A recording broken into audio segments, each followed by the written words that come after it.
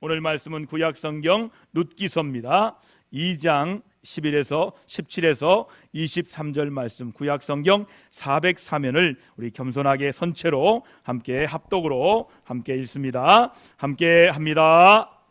룻이 밭에서 저녁까지 줍고 그 주운 것을 떠니 보리가 한 에바쯤 되는지라. 그것을 가지고 성읍에 들어가서 시어머니에게 그 주운 것을 보이고 그가 배불리 먹고 남긴 것을 내어 시어머니에게 드리매 시어머니가 그에게 이르되 오늘 어디서 주었느냐 어디서 일을 하였느냐 너를 돌본 자에게 복이 있기를 원하노라 하니 룻이 누구에게서 일했는지를 시어머니에게 알게 하여 이르되 오늘 일하는 한 사람의 이름은 보아스니이다 하는지라. 나오미가 자기 며느리에게 이르되 그가 여호와로부터 복받기를 원하노라. 그가 살아있는 자와 죽은 자에게 은혜 베풀기를 그치지 아니하도다 하고, 나오미가 또 그에게 이르되 그 사람은 우리와 가까우니 우리 기업을 물을 자 중에 하나이니라 하니라.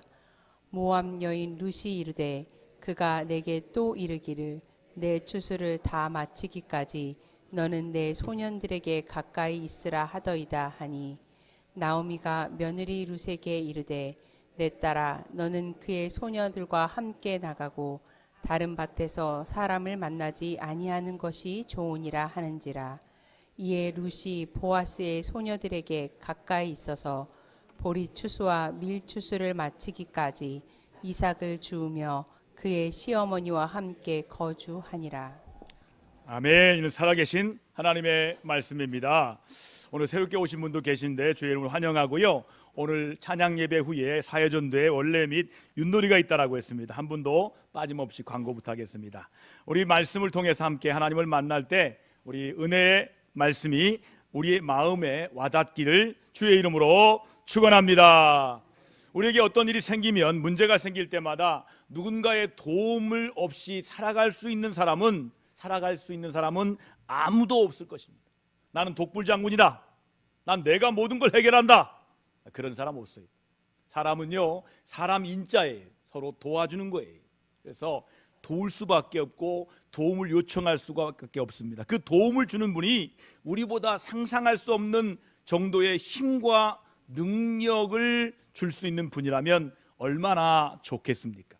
오늘 말씀의 본문은 이런 은혜에 대한 말씀이에요. 함께 말씀의 여행으로 함께 떠나보겠습니다. 여러분, 모압 땅에서 기가 막힌 비극을 맛본 나오미는 자부 룻과 함께 베들레헴으로 돌아갔지만 경제적인 어려움 때문에 빈궁한 삶을 살아야만 했습니다. 룻은 어머니와 자기의 생존을 위해서 이삭 줍기 위하여 밭에 나갔습니다. 그런데 감사하게도 보아스의 밭에서 여러 가지 호의를 받고 그날 저녁에 집으로 돌아왔습니다. 볶은 곡식을 배불리 먹고 남은 음식과 함께 한 에바 정도에 되는 보리를 주어서 시모에게 가지고 옵니다. 17절 말씀에 나와 있습니다. 함께 하겠습니다. 룻이 밭에서 저녁까지 줍고 그 주운 것을 떠니 보리가 한 에바가 됐는지라. 여러분, 에바가 현대 도량령으로 얼마나 될까요? 약 22리터 정도로 룻과 나오미가 약 5일 정도 먹을 수 있는 양입니다. 하루 동안에 주운 이삭치고는 매우 많은 양이었습니다. 그리고 그날 보아스의 밭에서 하루 종일 있었던 일에 대해서 나오미와 룻은 대화를 나눕니다. 시어머니와 며느리가 대화를 나누는 거예요. 상당량의 보리 이삭을 가지고 온 룻이 어디서 일했는지, 또 어떻게 일했는지 나오미가 얼마나 궁금했겠습니까? 그래서 나오미는 질문하고 룻은 대답합니다. 자, 19절 말씀으로 같이 읽습니다. 함께 합니다. 시어머니가 그에게 이르되 오늘 어디서 주었느냐 어디서 일을 하였느냐 너를 돌본 자에게 복이 있기를 원하노라 하니, 룻이 누구에게서 일했는지를 시어머니에게 알게 하여 이르되 오늘 일하게 한 사람의 이름은 보아스니이다 하는지라. 라고 말씀하십니다. 여러분, 룻은 나오미에게 나오미의 친척인 보아스의 밭에서 일한 것에 대해서 이야기했습니다. 그런데 오늘 본문에서 눈여겨봐야 할 말씀의 부분이 있습니다. 오늘 일하게 한 사람의 이름은 보아스니라 하는지라. 이게 말씀에 눈여겨봐야 할 부분이에요. 이 성경, 한글 성경과 다른 번역 성경 NIV는 좀 다릅니다. 뭐라고 했냐면 오늘 내가 함께 일한 사람은 보아스입니다. 이렇게 번역되어 있습니다. 여러분, 이 표현은요, 보아스가 룻과 함께 이삭 죽기를 하지 않았지만 자기에게 자상한 배려를 아끼지 않았던 보아스를 생각할 때 심리적으로, 마음적으로 보아스와 함께 이삭 죽기를 하고 있었다고 느꼈기 때문일 것입니다. 여러분, 지금 룻은 누구를 느끼고 있습니까? 보아스를 느끼고 있는 거예요. 보아스가 얼마나 친절한지 함께 일하지도 않았는데 함께 일한 것처럼 느껴졌는 거예요. 그때 나오미는 다음 구절에서 보아스에 대해서 구체적으로 아주 중요한 말씀을 하고 있습니다. 20절, 오늘 말씀의 핵심 구절입니다. 29절, 20절 같이 읽습니다. 함께 합니다. 나오미가 자기 며느리에게 이르되 그가 여호와로부터 복받기를 원하노라. 그가 살아있는 자와 죽은 자에게 은혜 베풀기를 그치지 아니하도다 하고, 나오미가 또 그에게 이르되 그 사람은 우리와 가까우니 우리 기업을 물을 자 중에 하나이니라 하니라. 아멘입니까?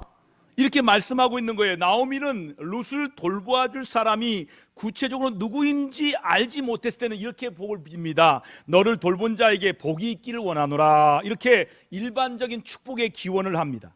그러나 그 대상자가 보아스라는 사실을 안 이후에 본문에 이렇게 축복을 구체적으로 하고 있습니다. 같이 한번 해볼까요? 시작. 그가 여호와로부터 복받기를 원하노라. 할렐루야. 여러분, 우리의 복은 어디서 내려옵니까? 하나님께로부터 오는 거예요. 그렇게 정확하게 말하면 우리는 하나님 앞에 복받기를 원하는 사람들이에요. 이건 기복과 다릅니다. 여러분, 기복은 뭐예요? 하나님이 아닌 다른 신에게 비는 거예요. 그건 기복입니다. 그런데 하나님은 복의 근원 되세요. 할렐루야. 그래서 하나님께로 복받기를 원한다. 이거는 기복이 아니에요. 자, 옆 사람에게 하나님의 축복을 하겠습니다. 하나님께로부터 복 받으시기 바랍니다. 여러분, 이것은 성경적이에요. 여러분, 이스라엘 하나님의 복의 근원이신 여호와 하나님과 관련하여 축복의 기원을 하고 있는 거예요. 여러분, 그리고 보아스에 대하여 구체적으로 언급하고 있는데 이렇게 말합니다. 자, 같이 읽어볼까요? 시작. 20절. 그가 살아있는 자와 죽은 자에게 은혜 베풀기를 그치지 아니하도다. 이렇게 말하고 있습니다. 여기서 살아있는 자가 누굴까요? 바로 나오미와 룻입니다. 죽은 자가 누굴까요? 나오미의 남편 엘리멜렉과 죽은 두 아들을 지칭하고 있습니다. 그런데 보아스는 엘리멜렉과 두 아들이 베들레헴에 살고 있을 때도 은혜를 베풀었습니다. 여러분, 지금 홀로 된 나오미에게도 또한 룻에게도 은혜를 베풀고 있는 거예요. 여러분, 이런 보아스에게 여호와의 복이 있기를 간구하고 있는 거예요.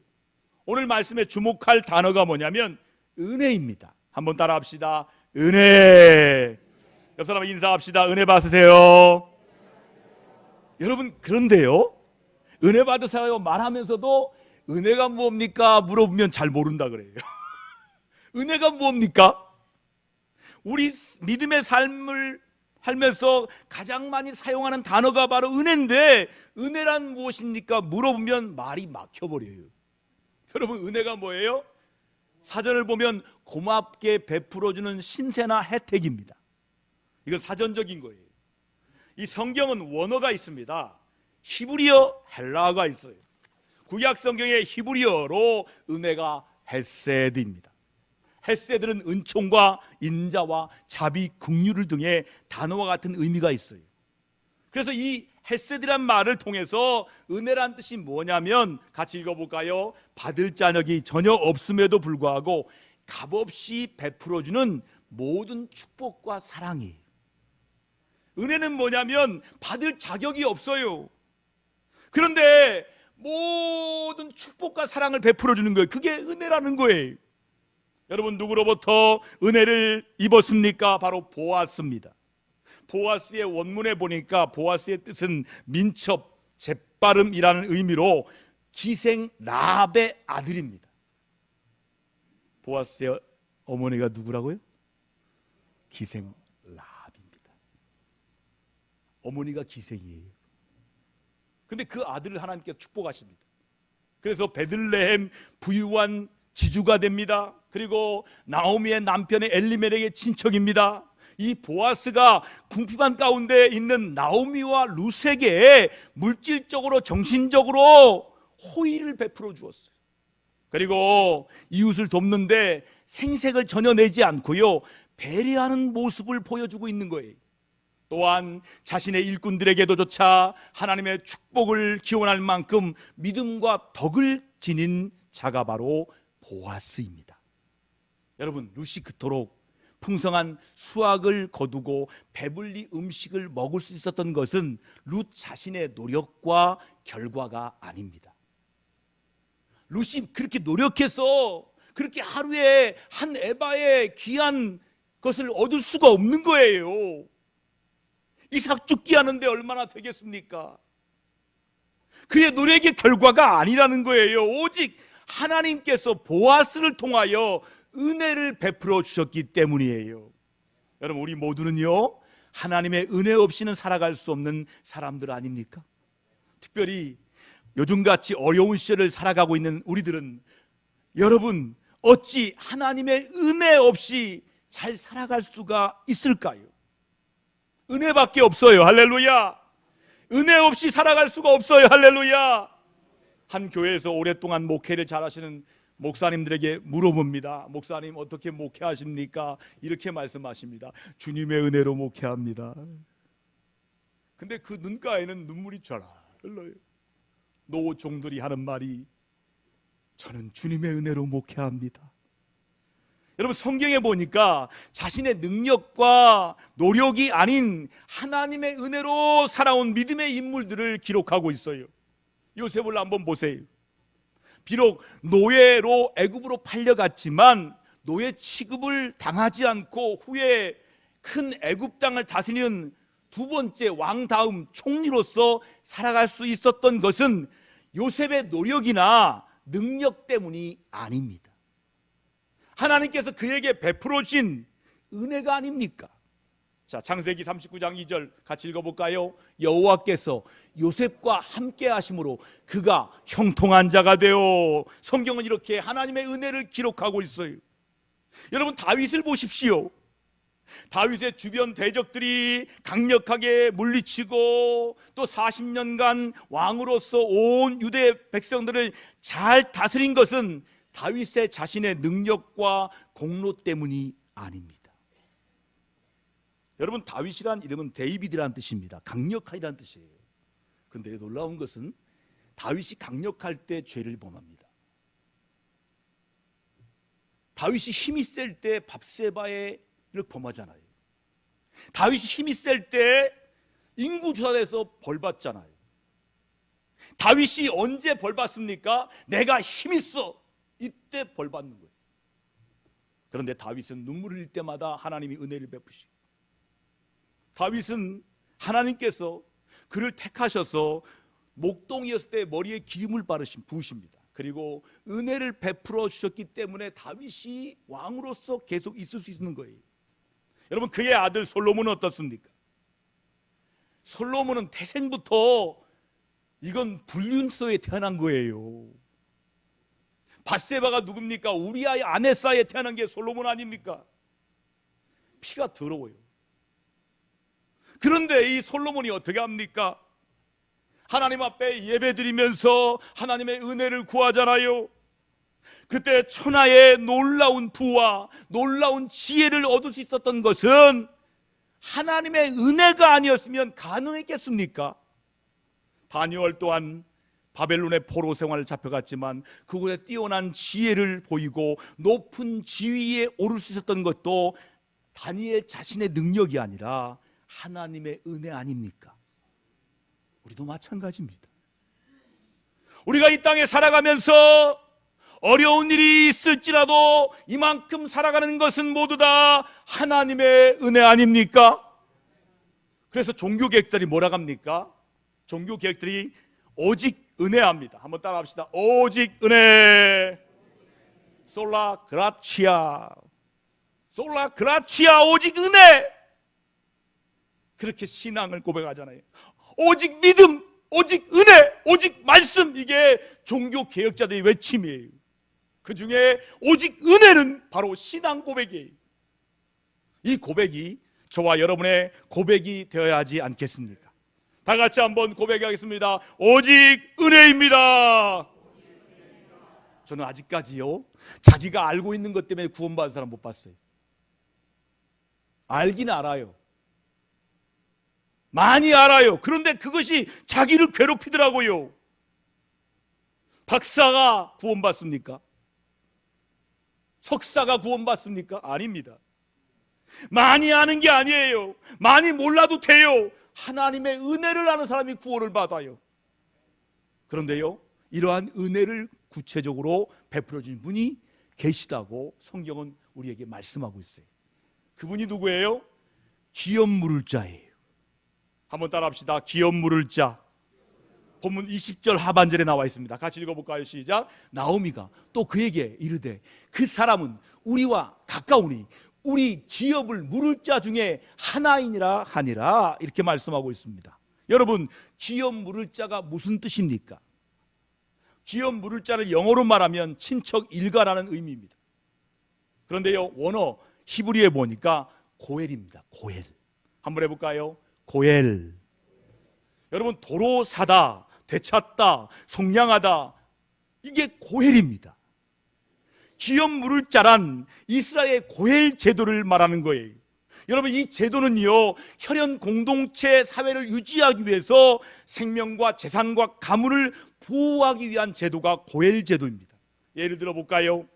형제가 자식이 없어서 죽었을 경우 가까운 형제 순으로 남겨진 미망인과 결혼합니다. 그래서 그 가족을 존속시키는 것이 고엘 제도입니다. 이 고엘은 법률적인 단어로 세 가지 뜻이 담겨 있습니다. 첫째는 구속자라는 뜻이 담겨 있습니다. 구속자. 이 정당한 대가를 지불하고 남에게 팔린 땅을 되찾거나 노예로 팔린 사람을 도로 사주는 친족을 말합니다. 그게 고엘입니다. 구속자. 레위기 25장 25절에 나와 있습니다. 두 번째는 뭐냐? 자식이 남기지 못하고 죽은 여자를 아내로 삼아 자식을 낳아 죽은 친족의 대를 존속시켜줄 의무가 있는 자. 신명기 25장 5절에 10절에 나와 있습니다. 바로 오늘 나오는 보아스. 나오미와 루세의 기업 물을 자 중에 하나였던 거예요. 세 번째는 뭐냐? 자기 친족을 모든 어려움에서 구원하는 분이 바로 고엘이라는 거예요.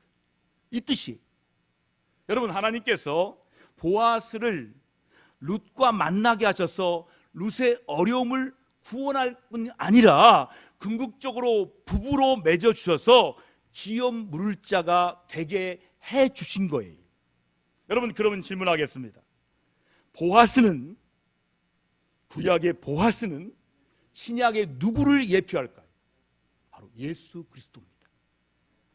여러분, 고엘 중에 뜻 중에 하나가 속량하다는 의미가 다 달려 있습니다. 속량이란 몸을 드리고 죄값을 지불하는 것을 의미합니다. 예수님은 우리의 고엘이 되십니다. 우리의 기업 물을 자가 되십니다. 그래서 에덴 동산에서 우리의 조상의 타락으로 인하여 잃어버렸던 모든 권리를 십자가에서 속량하심으로 말미암아 십자가 상에서 권리와 잃어버린 천국을 되찾아 주셨어요. 우리 대신 처벌을 받으셔요. 우리 대신 죽으셔요. 그래서 십자가와 부활을 통하여 사단의 세력에서 우리의 자녀된 권리와 잃어버렸던 천국을 되찾아 분이 바로 예수님이셔요. 그 예수님이 복음이에요. 여러분, 그리고 우리를 신부로 맞아주셨어요. 자, 우리 신랑이 누구라고요? 진짜 신랑이요. 진짜 신랑이 누구라고요? 예수님이에요. 예수님. 저 신랑 없어요. 아니에요. 가짜 신랑을 말하는 게 아니에요. 육신의 신랑과 영원한 신랑을 말하는 거예요. 영원한 신랑이 누구예요? 예수 그리스도입니다. 그러면 난 누구예요? 신부예요. 할렐루야. 기업 물을 자 대신 예수 그리스도이십니다. 성경은요, 예수님이 우리의 기업 물을 자라고 구체적으로 말씀하고 있어요. 자, 갈라디아서 3장 13절 같이 읽겠습니다. 함께 합니다.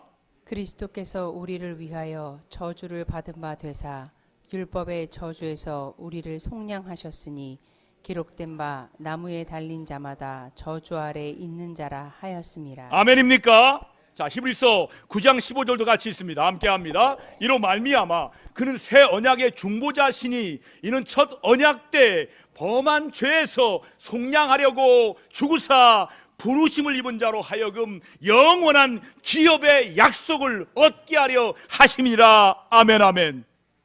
여러분, 보아스의 사랑은 우리를 구원하고자 하는 이 땅에 오신 예수 그리스도의 사랑의 예표입니다. 여러분, 보아스가 베풀어 주었던 은혜는 예수님께서 우리를 사랑하시는 은혜의 예표입니다.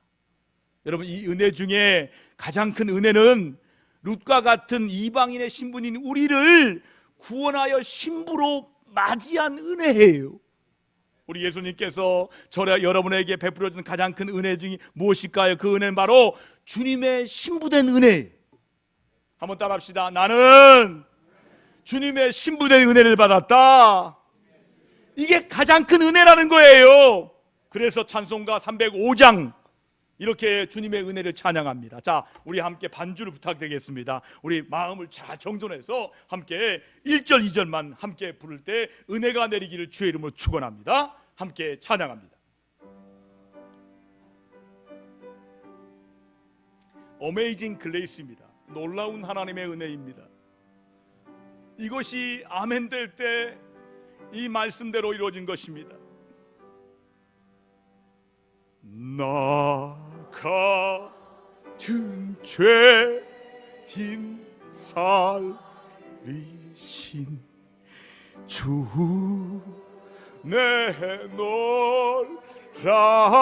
내놀라워 잃었던 생명 찾았고 광명을 얻었네. 큰 죄악에서 큰 죄악에서 건지신 주 은혜 고마워. 나 처음 믿은 그 시간 귀하고 귀하다.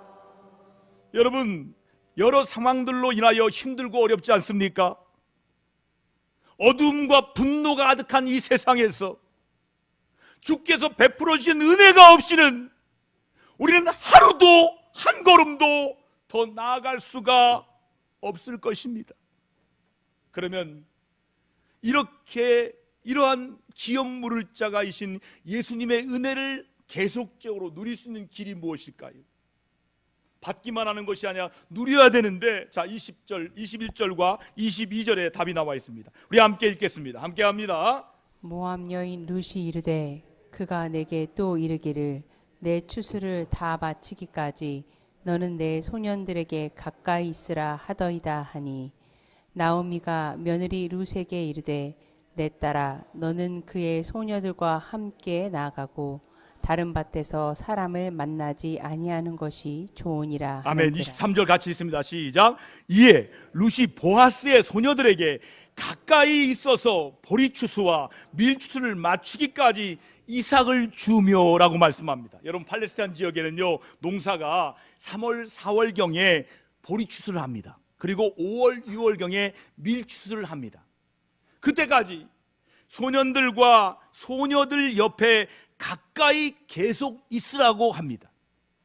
여러분, 나오미가 이처럼 룻에게 밭에 머무르라는 중요한 이유가 뭡니까? 바로 주인 보아스의 호의로 안심하고 이삭을 줄 수 있기 때문이에요.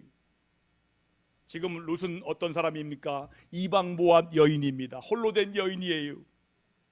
지금도 마찬가지지만 옛날에는 홀로 된 여인이 나가서 일하는 게 얼마나 위험한 거예요. 홀로 된 여인 옆에서 자꾸 어떻게 합니까? 자꾸 이렇게 하잖아요. 그것을 보아스가 말려주잖아요. 이 여자 건드리지 마. 이 여자 건드리면 안 돼. 안심해라. 이삭을 막 뿌려라. 죽게 만들었어.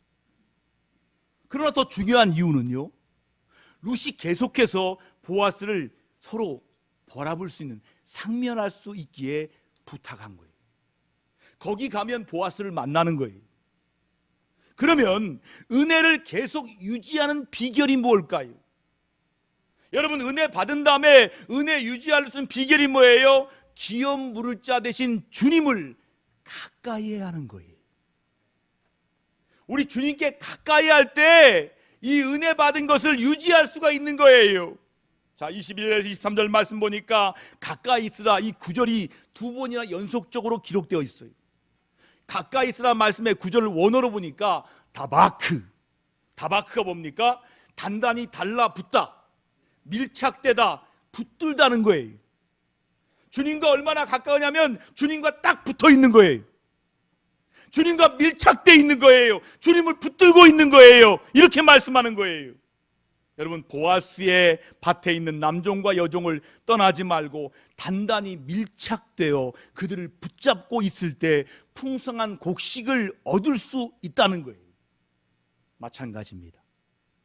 영적인 기업물을 짜이신 예수님께 바짝 붙어 있어야 한다는 말씀이에요. 여러분, 우리 주님께 더욱 계속적으로 가까이 갈 때 주님께 바짝 붙어서 주님을 단단히 붙잡을 때 주님께서 주시는 은혜를 계속해서 경험할 수 있다는 거예요. 여러분, 우리나라에 여자 목사님이 목회를 아주 크게 하신 분이 계셔요. 우리들 교회라는 교회가 있습니다.